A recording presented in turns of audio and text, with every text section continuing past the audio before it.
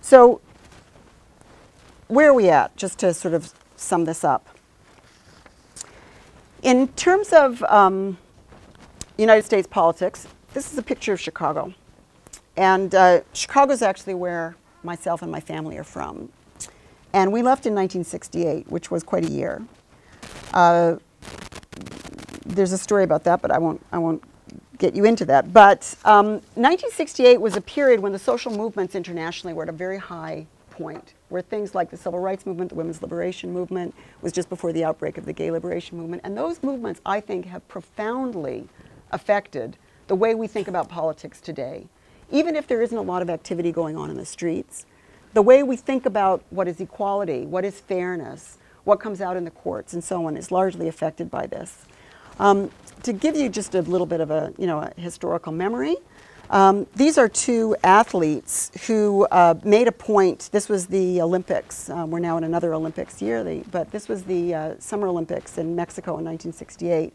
And these are gold medalists Tommy Smith and bronze medalist John Carlos, who raised their fists in a Black Power symbol because they were feeling the bite of racism so profoundly, even in the sports industries. And actually, they went through a lot of trouble after this as a result of sort of, the idea was the Olympics are not a political opportunity. You're supposed to just, they were making a statement. On the night that Barack Obama was elected, this is a picture of the same athletes with their wives. They were overwhelmed with emotion. They were overwhelmed with a sense of hope that something could change. And it seems to me that sense, that igniting of a sense of hope, of a sense that you can break the color bar of the United States White House, that you can actually change things through social movements, that's the message that I think the type of analysis that Gramsci would have been, interested in if he were alive today is what we should be taking from this. That it's the social movement side, it's the movement from below, it's the element of public participation that has made the changes in America so interesting and so important. So what does that mean? It means that the changes that have taken place above, we're not indifferent to.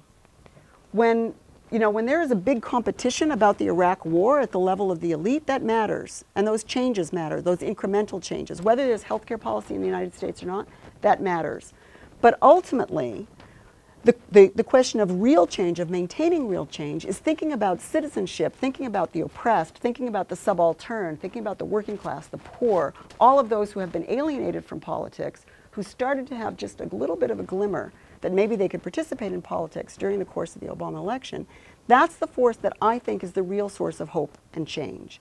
And it's not clear in the immediate future what the changes will be or where they'll go, but certainly from the past, from 1968 to the present, there have been some dramatic changes, even ones that we haven't necessarily associated with any given political party, or not always, we have leaders or individuals, but they're not necessarily the individuals or the leaders that are that part of the great men of history story. They can often be the unsung heroes, the people who are simply making the incremental changes in their daily lives.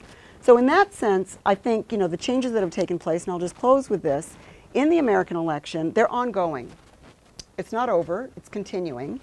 I think it's important to be aware of the limits of Barack Obama and what the presidency can offer. I think it's also important to be aware that there's a backlash going on that's extremely conservative.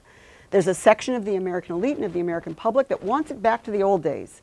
Maybe they don't want Hurricane Katrina, but they want the free market. They don't want what they consider socialism or communism. They're trained in that. They want to hang on to it.